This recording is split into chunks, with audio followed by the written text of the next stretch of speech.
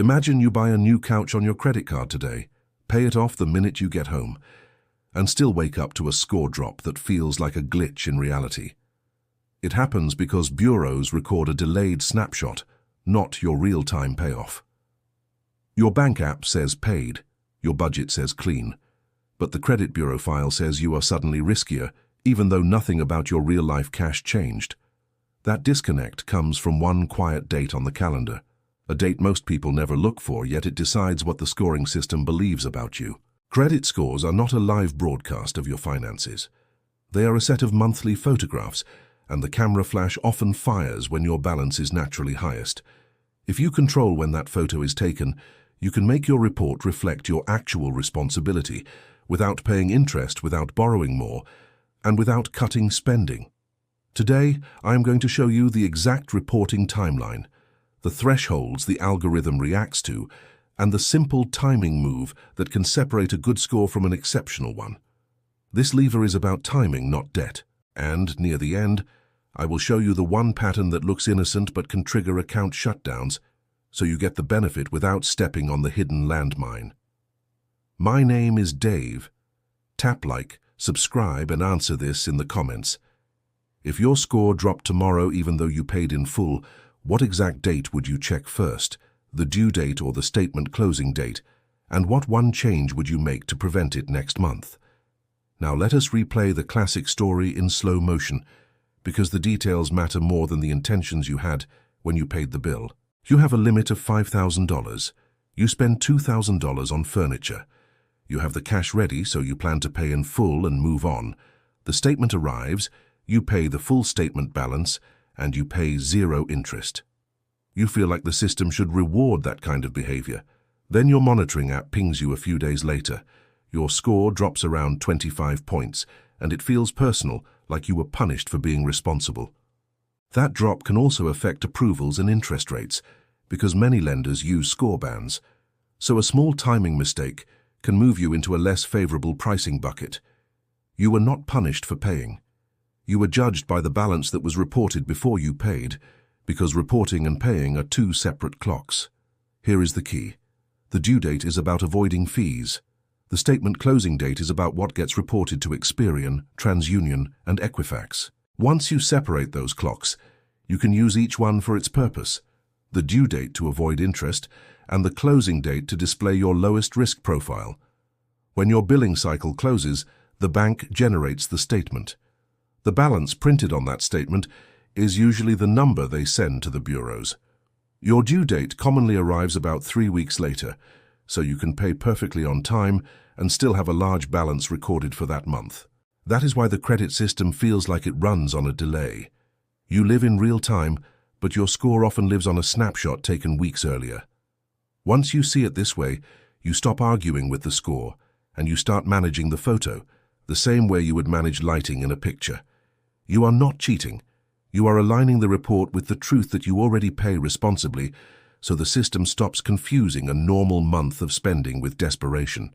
The photo is measured as utilization. Utilization is your reported balance divided by your credit limit, and it is one of the fastest moving parts of your score. Utilization matters because it is one of the biggest score categories, and it reacts quickly, which is why it can feel like the entire score is unstable from week to week.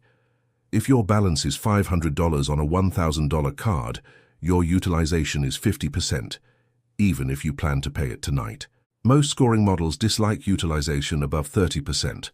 Above 50% looks worse. Near maxed out can cause a sharp drop, even without late payments, and the model looks at utilization in 2 ways: overall utilization across all revolving accounts, and individual utilization on each specific card. Here is the part lenders notice first. A single card can look stressed even when your overall picture is calm, because models treat individual utilization like a smoke alarm for trouble. So you can have $50,000 in total limits, but one small card with a $500 limit maxed out can still drag your score down. That is why a vacation booking can cause panic. The balance spikes, the statement closes, and the snapshot makes you look like you are leaning on credit. The system treats high utilization as an early warning sign. Historically, people who run cards near the limit are more likely to default, so the model reacts quickly. The good news is that utilization is usually memoryless in the common model called FICO 8. When a new balance is reported, the old balance loses power fast. So if you look terrible in January and look great in February, February can erase the fear, as if the January photo was replaced in the album. That makes utilization a lever. Payment history takes years to build. Inquiries can take years to fade. Utilization can be cleaned up within one cycle. The good news is the fix is boring and mechanical. The model does not care about your story. It only reads the ratio and compares it to risk patterns it has seen before. The lever is the statement date adjustment. You pay down the balance before the statement is created, so the reported number is small when the photo is taken. If your cycle closes on the 30th, you do not wait for the 30th. You pay down around the 27th or 28th to give posting time. Then the statement is generated showing a low balance, and that low balance is what the bureau receives, even though you use the card normally all month. Think of it like getting weighed after dinner versus in the morning. Same body, different moment. The score is measuring a moment, not your character or your long-term habits. But there is a twist that surprises perfectionists. Reporting 0 on every card every month is not always the best possible score outcome. The scoring model wants evidence that you use revolving credit and manage it well. If you look like a ghost who never uses credit, you can lose a few points. So the sweet spot is low but not invisible. Many top profiles report a few percent utilization, not a perfect line of zeros across every account. That is why people with perfect payment history can still see a sudden drop. The algorithm is not evaluating your discipline, it is evaluating the size of the balance on photo day. A practical method is all 0 except 1. You pay most cards down to 0 before closing, and you allow one card to report a tiny balance. That tiny balance can be about 1% of the limit, or something like $10, as long as it keeps the ratio in the strongest zone. If you have multiple cards, you can also rotate which one reports the small balance, but keep it predictable for yourself so you do not accidentally let a different card report high.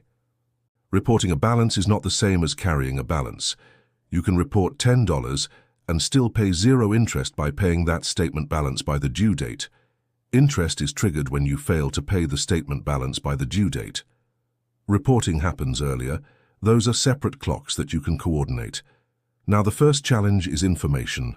Many apps show the due date loudly, but they hide the statement closing date behind menus and PDF statements. To find it, open a recent statement PDF and look for billing cycle end date or statement closing date. That is your reporting anchor for that card. Once you find it, put it in your calendar as a recurring monthly event and set a reminder 2 or 3 days before the closing date. That reminder is your control point. It is when you decide what number will be printed on the statement and sent to the bureaus for the month. Let us run a clean example. Your limit is $5,000 and your balance is $2,000 a few days before closing. If you want the statement to show about 1%, you target about $50 reported. So you pay $1,950 before closing. When the payment posts, the balance drops near $50.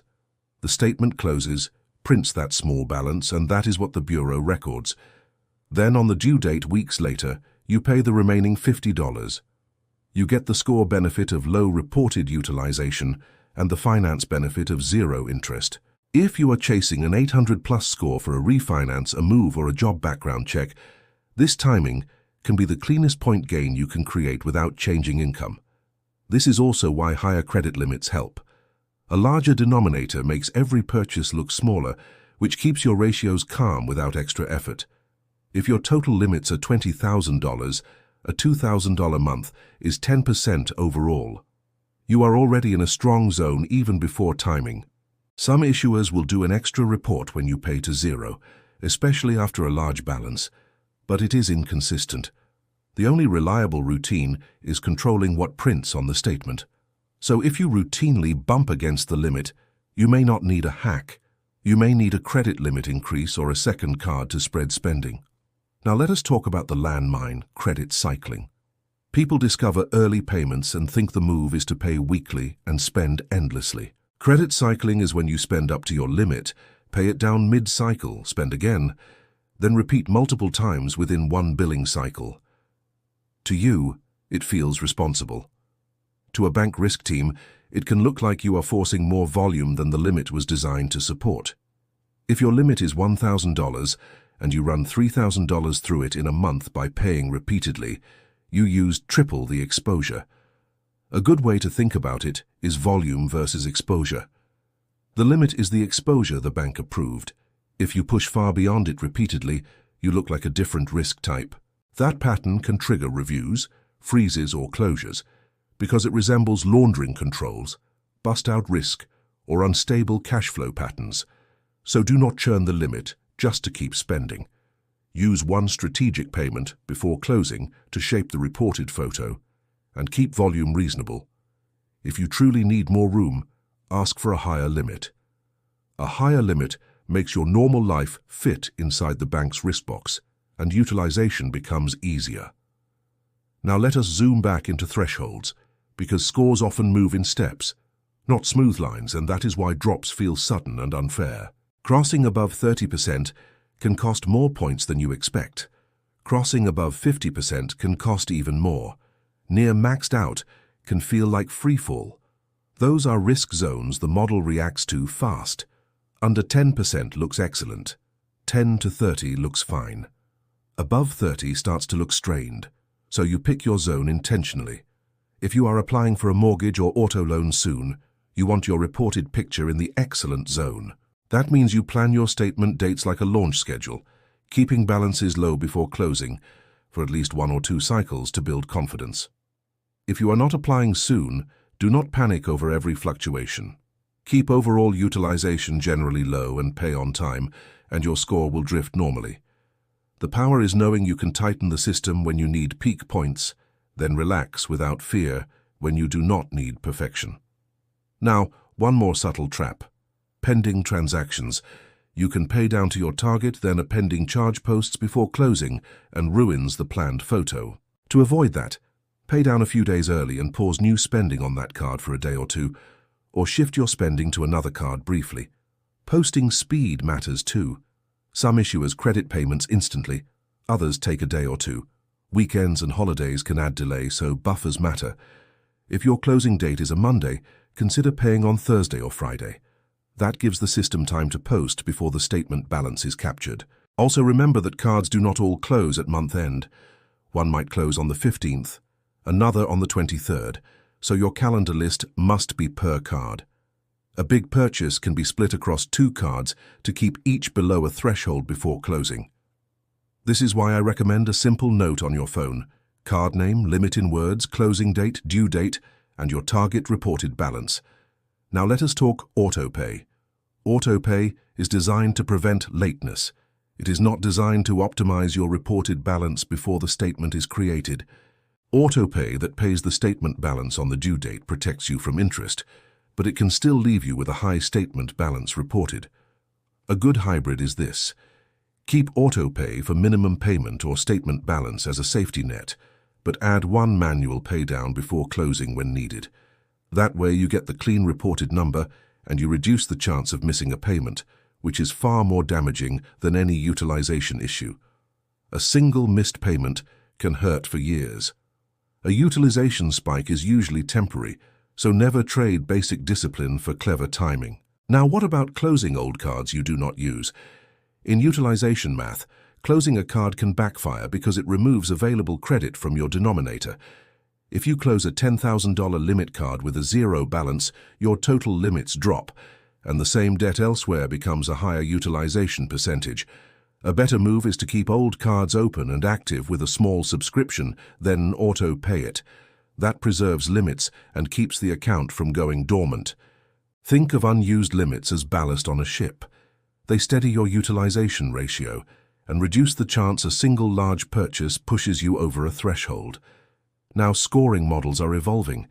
Many lenders still use snapshot-style scoring, but newer approaches can look at trends over time, not just 1 month. Even with trended data, controlling your statement balance still matters, but long-term habits matter too, because a pattern of high balances can show strain. So the timing move is best used as a tool that makes your report match your real financial health, not as a mask for living at the edge. Here is a 3-step protocol you can actually execute. First, find the statement closing date on each card by opening the statement PDF. Second, set a reminder 3 days before closing for the cards you use most. Third, pay down to a tiny target balance before closing. If you want a simple target, try keeping the card you report active at around 1 to 3% and keep every other card at 0, because it sends activity without stress. Then verify after the statement posts that the balance printed matches your plan. If it is higher, adjust next month by paying earlier or pausing spending sooner. After 1 or 2 cycles, you will know how your issuer posts payments, and the process becomes predictable, like turning a knob instead of guessing. One last tactical note. If you can choose between cards, use the one with the largest limit and the longest history for big charges, because the ratio impact and the stability signal are stronger. And now the loop closes back to the opening shock. If you paid in full yet your score dropped, it was not a moral judgment, it was a timing photograph. Once you control the photograph, you stop feeling surprised by alerts, and you start choosing what the algorithm sees when it decides your creditworthiness. So here is my challenge for you. Pick one card, find its closing date, set the reminder, and shape the next statement balance on purpose. When your score updates, come back and tell me what changed and what you did differently, including the closing date timing, so everyone can learn from real data. And if you want help, write your total credit limit in words, your biggest monthly card charge in words, and the closing date you found, and I will help you plan the cleanest snapshot. Small tweaks like this can save you dollars in interest over time real.